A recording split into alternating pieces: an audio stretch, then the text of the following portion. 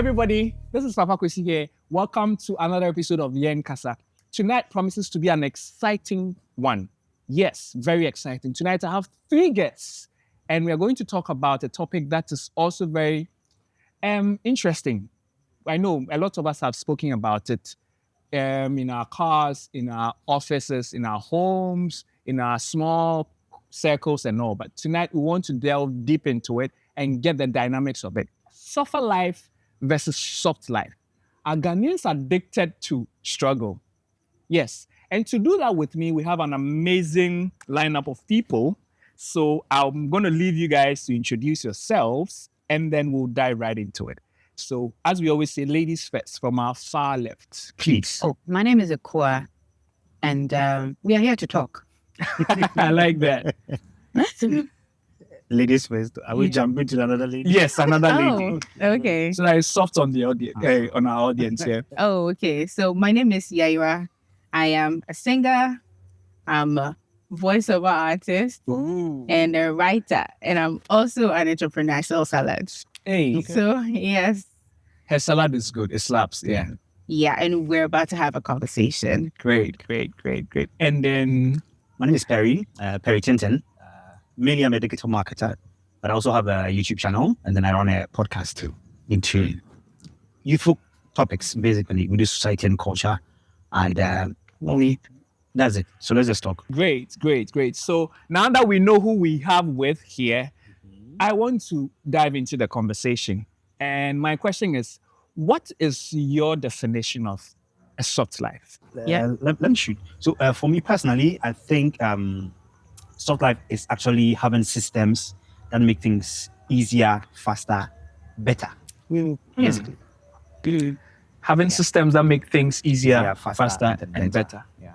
To add on to that, And you're adding on, not your definition. Okay, my I was hoping you give us your definition. my definition to soft life would be not glorifying suffering, right? So if you're having the systems in place, the systems should be able to make things easier for us, life easier. So whether work, whether business, entrepreneurship, whether personal life at home and stuff like that. Okay. Yeah. Yeah, what do you term as soft life? To me, soft life is a balance of convenience, not having to stress, Good. and having fun while doing everything you're doing in the middle of all that.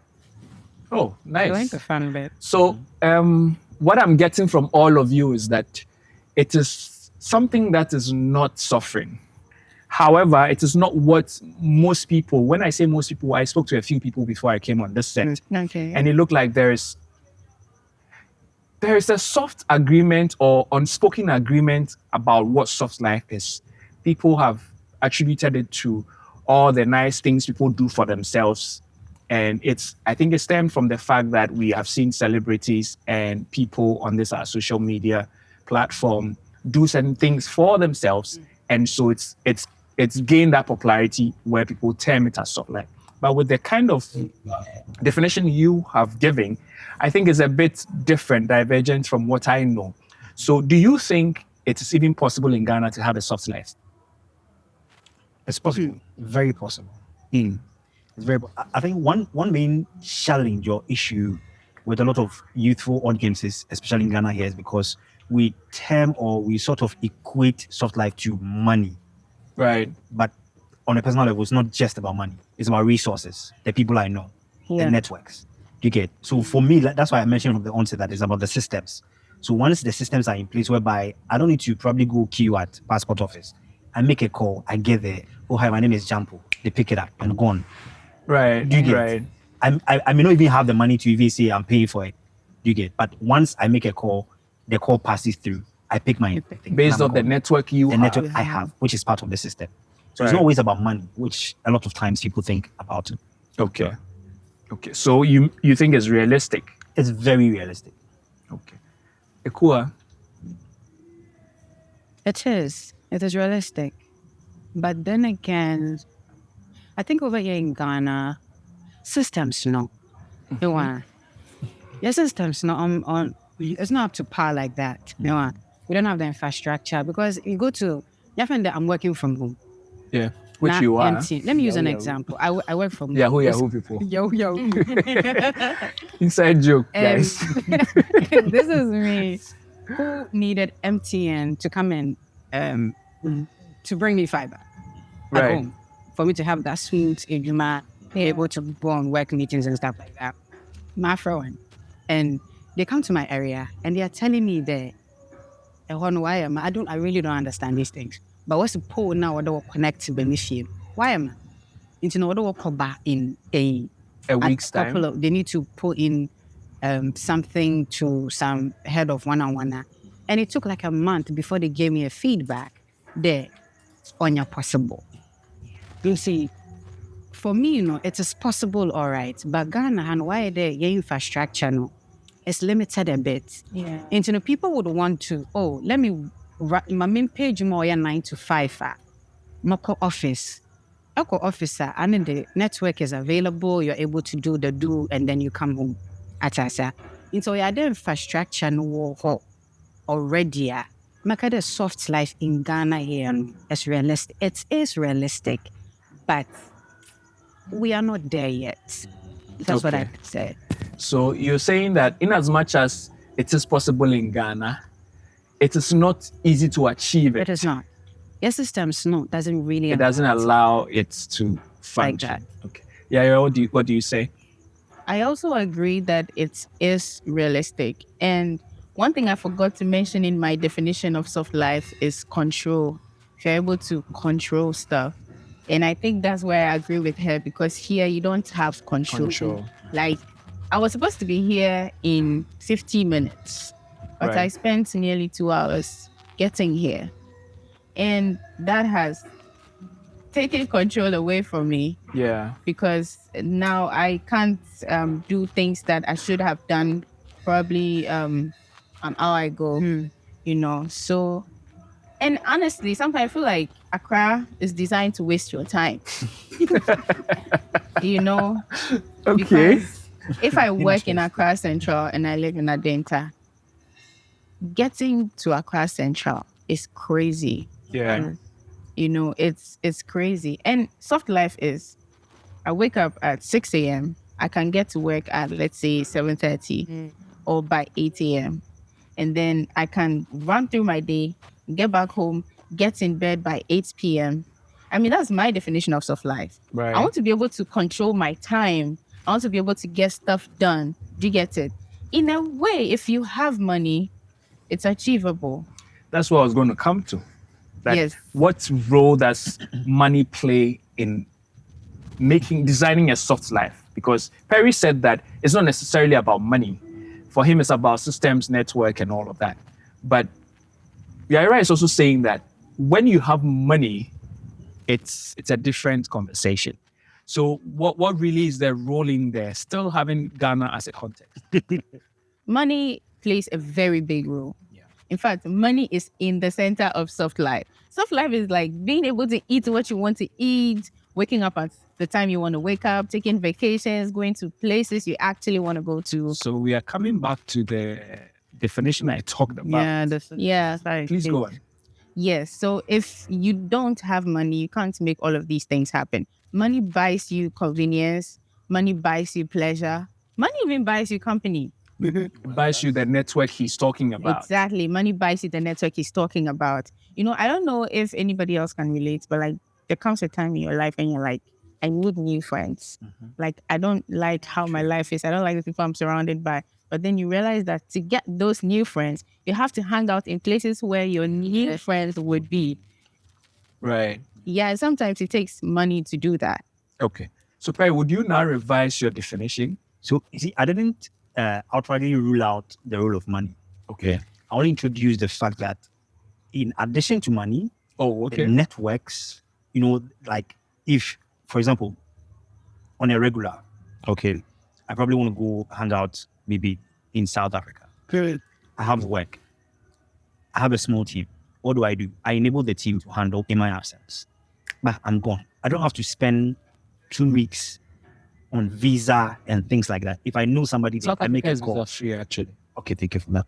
If I have if I have the money, I don't need to stress over these things. Yeah. I just make a decision and then I'm gone. Do you get? So like money plays a very important role. But you need to build system that can earn you that money on the go.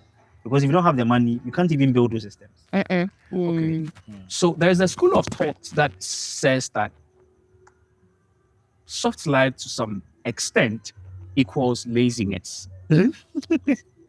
I like the lifestyle. It means you disagree. It's not true. What do you guys have to say? Because from what all of you have said, there's a control and there's all of that part. But okay, maybe later on in the conversation. But let's talk about it's not or it's equaling laziness. What do you say?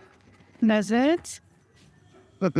I don't think it does. It's not lazy. I don't think it does, because for you to have soft life, you have to break your back and get the resources you need to create the systems that make that soft life happen. And you can't do that if you're lazy. And okay, I think I'll wait for you to get there.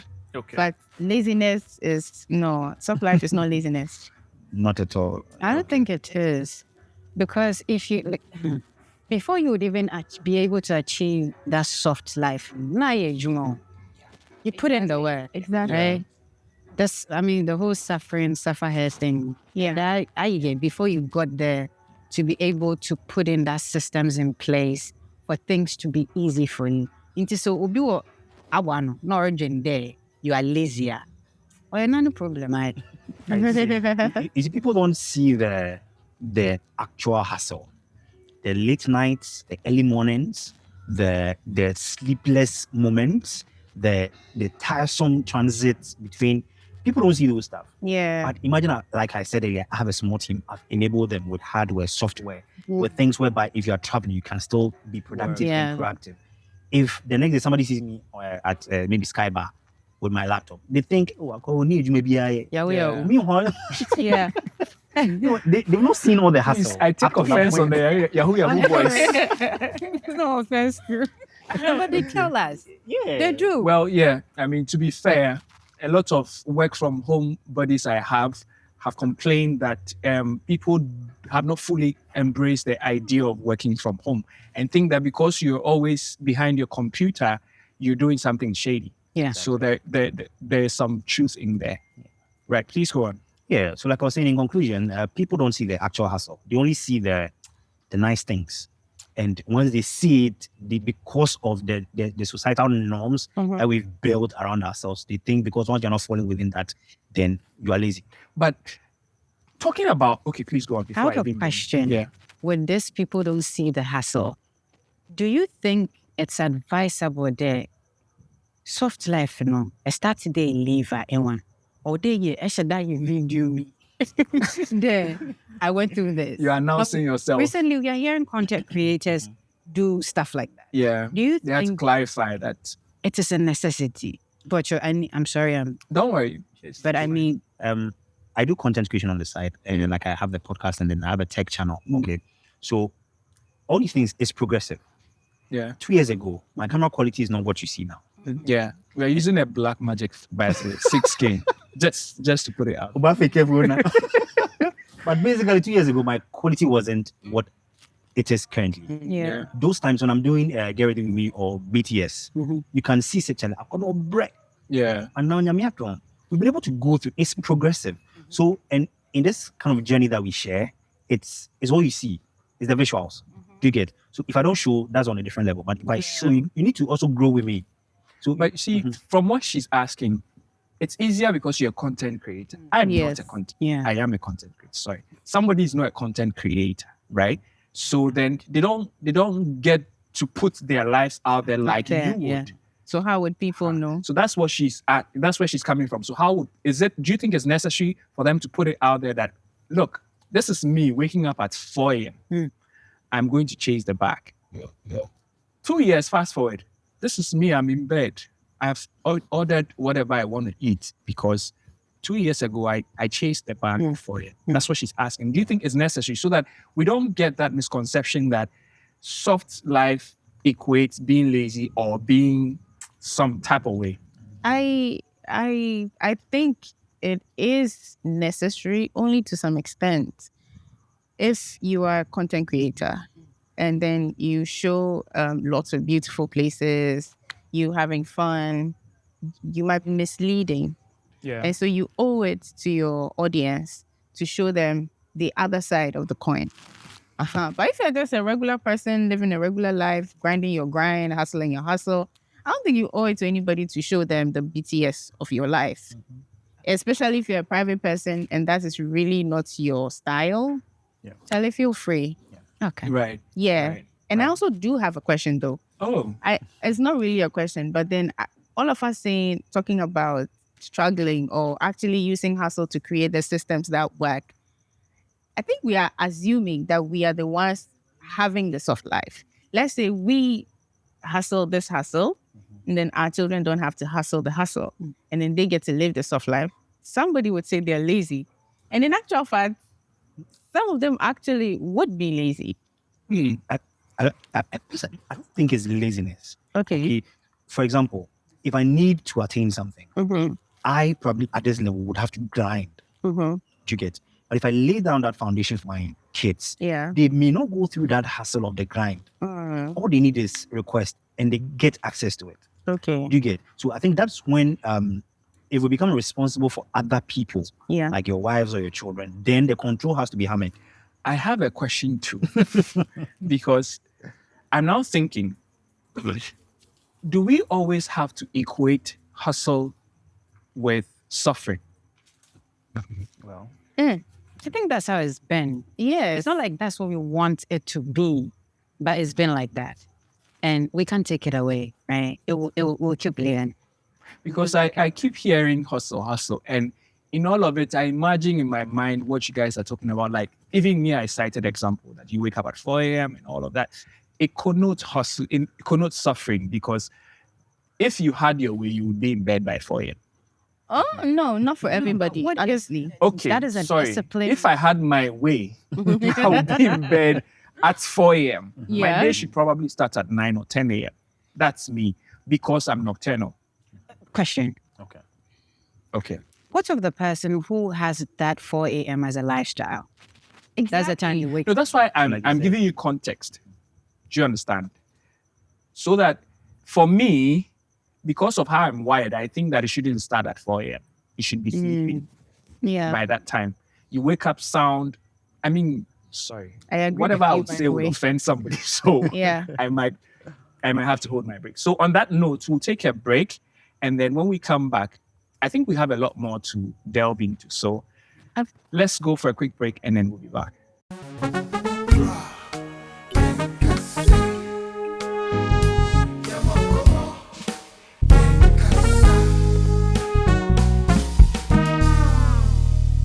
Okay, so we're back.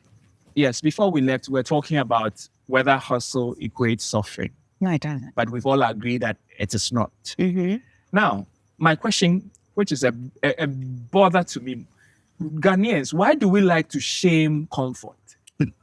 Like when somebody gets comfortable, I say, yeah, or we don't like it, or we just don't, it doesn't sit right with us when somebody gets comfortable. And we can all, I'm sure we all have tales to tell when it comes to that. Why is it like that? I think the upbringing. You see, the older generation, they had to do a lot of the manual parts of the hustling process. Unlike us, that probably is just my laptop and Wi-Fi.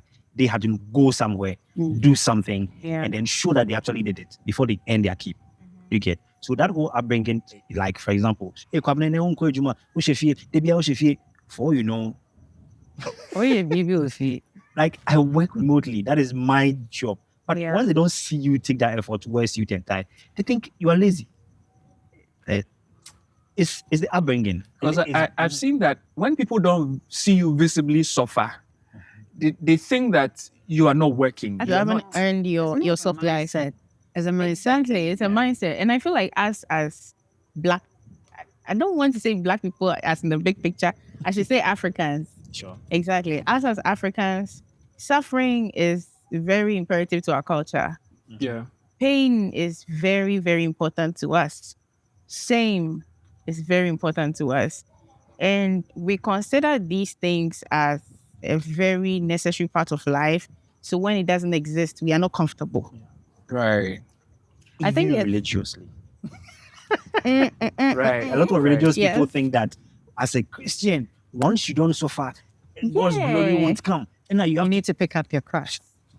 Pick up your cross and follow me. Hey, if you don't And read the your cross is Bible heavy. at 4 a.m., if you don't fast, Now I miss for I miss 30 I miss days. Pastor Kwam. He was on the show the previous episode. He could have handled this, but I don't think I'm well equipped to Okay, handle this one. okay. knowledge is progressive. Yeah. Okay. And knowledge is also experiential. So I think we need to be very open-minded. That's why I like people who are open-minded. Once you're open-minded, you can be everywhere. Yeah, you You can. get. But the system that we built, especially as this youth that we came to meet it, it's sad that even some of us are even carrying it on. Most of these things are from our own peers. So I was saying this before we got on camera. I Okay. think I was telling you too that I heard somewhere and I read somewhere that all of us carry 45% of our parents' virtues, vices with us, whether we like it or not. Typical example. My dad doesn't like you to see you rest. So if you are sitting down doing nothing, it's a bother to him. He will find something for you to do. Right? Recently, I realized that I picked that too. So I was with my junior brother. He had come back from work. He was chilling. He was on his phone, looking at whatever he was looking at. I pass by him. I go 1, 2, 3. I come back. The thing was annoying me. Like, why are you smiling at your phone when there is work to be done? Yeah. Where's the work? I mean, there is actually content to be edited and all of that. In my mind, it has to be done. But What was is like, done or schedule at a particular? what's my problem? I mean, he's resting. Then he reminded me that, do I know that I'm beginning to behave like my father? Then it hits me. Oh, wow. I didn't realize. Yeah. The mere fact that he was smiling at his phone, Yeah. Trigger. he had to do something. So I believe that what you said, we all carry it, whether we are conscious of it or not. So then you go into an environment and you want to be different, you want to be open-minded and all, but you cannot run away from the fact that you're your father's son, you are your mother's daughter. There is a little bit of that. And my concern is how we always feel like if we don't do certain things that pushes us towards a certain goal of making money or something that people see, like you said, visibly, then it means you're not Yes, being productive. exactly. This is part of my internal struggle. It's not part of Yes. No, it's not. Okay, it is part of my internal struggle. You know, I've been thinking about being productive, and I am a big thinker. I think a lot about everything deeply and systemically. Okay. And so my mind is always busy. And even when I want to do something, I think I'm also one of those people who might spend time thinking instead of doing. Exactly. So now sometimes I have built good systems and I'm actually speaking with people, doing small, like soft lunches, right? It's not showing. And then people are calling you, hi, are you recording the song? I haven't seen you do anything in a long time. You have to do this. I haven't seen you do this. And then there's the need to also show people that I'm working. Even though your seedling or whatever you are working on is not yet out, it's not even supposed to be out, but there's the pressure to show people that I'm working on something. Like, stop asking me about it. You know, yeah. So that is part of my personal. People want to see you sweat, like want to see you active. Before they can accept that you're working. Exactly. And personally, all of the people I'm going to like, one of the groups of people I'm going to be avoiding are people who say things like, "Oh, I like how hardworking you are." Like, I don't know, people have a fetish for hardworking people. They want to see you go to the market and be so exhausted and come back and like they want to see you suffer. But why should it be? Why should it be like that? I mean, I get it. You see, this conversation. If somebody like my mom's and their age, if somebody from that age is telling me this, I wouldn't mind. But why the young age, if we talk like this, the problem. You see, Yeah. So that's what I'm saying. You have a certain percentage of you from your parents. From them. So you need Exactly. to unlearn it. Unlearn. You can unlearn it. You can You unlearn. can You actually. can. No, There's nothing you cannot unlearn. You can actually online. But Yeah. people are not doing it. Let me in your eye because So you see that on thing. the whole. You see that thing where you like to celebrate a win of yours. Maybe you won a contract, you're able to meet a certain target. So you take yourself out and then you just do a small snap, small one, be paid. Chilling. You put it there. You will see how people come at you like, hey, you are chilling. Chilling, There was a time it was just a bottle of Sprite. Somebody said, you are chilling. I'm like, really? Sprite? Yeah. And I was like, why do you people? No, but I think that you people, you take it on a wrong note. Why should we take it on? For all you know, on No. Some people mean it. And Exactly. they mean it Yes. because they have a follow-up request. Loaded fries and coke. Yeah. Come on. He has to collect something from you. Exactly. Send me my own. See, and I see it from the point of view that haven't I earned the right to chill? This my thing. Yeah. If I decide to buy myself loaded fries and coke, what is wrong with it? Nothing. You get it. I think it should But be much of a bother it to is- the person who. It is always that that thing. I don't know. It's a Ghanaian thing. Yeah. Bother to you, the person who took who put that content out. Well, that's we are on the same ship. Not a boat. Right. So I want to take us back home Okay. where we talk about our parents and how they guilt trip us for wanting to just rest or have a soft. Why are you guys laughing already? Okay, I guess you understand where I'm getting with this. Yeah. So then you want to rest a little bit, and you said, hey, when I was your age, do you know what I was doing? I was selling this on the street. I was selling that. Just because you decided that you want to take it easy and then approach whatever you're doing from an angle of probably laid back, Yeah.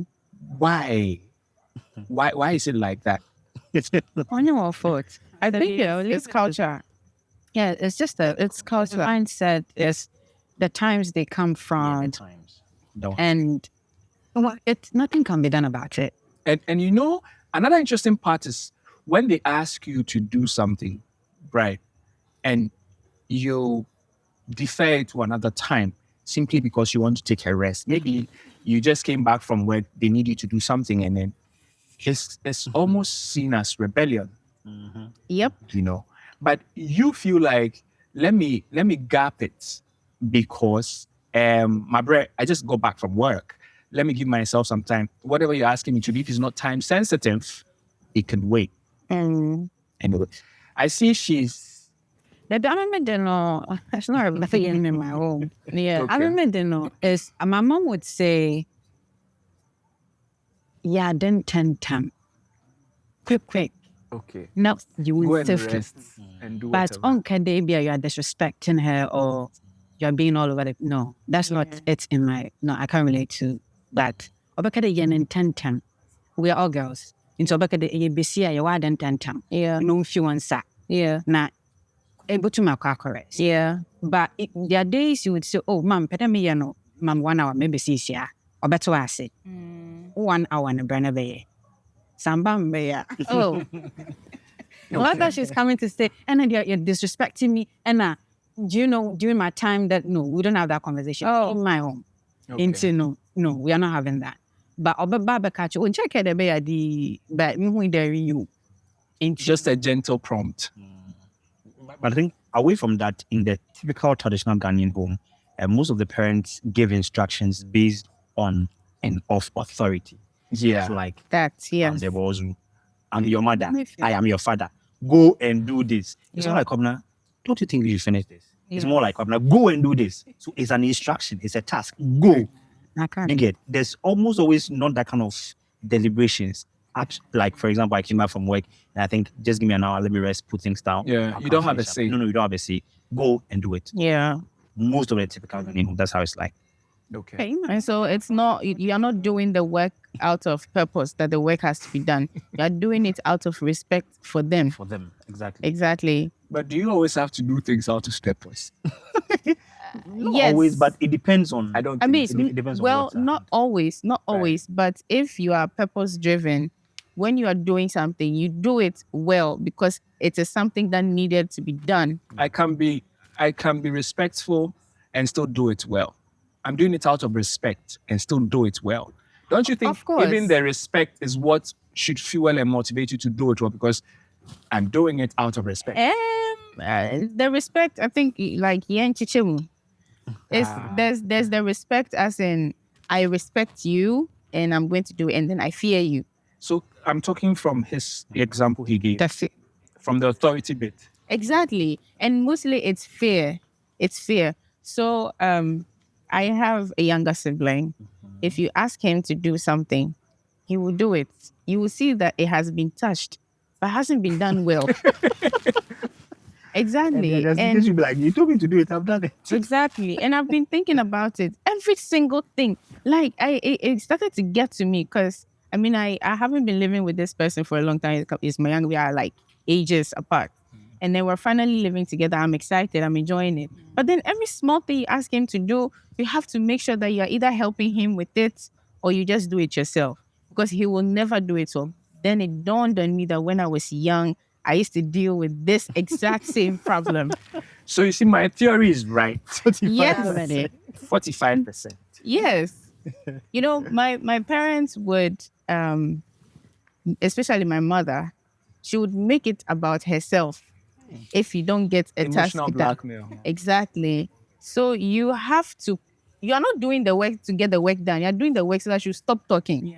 And that is what my sibling has absorbed or learned. So he does work so that you stop talking about it, but then not because he really wanted to do anything about Right. it. I think we have spent a lot of our time. I want us to touch on balance and then we can end it. Do you think that you can rest and rise? Let's touch on it real quick and then we can close. Do you think it is either you suffer and make it or you rest and you don't make it? Hey, rest and not make it. 60 seconds. Guys, let's talk about You this. can rest and still make it. Right.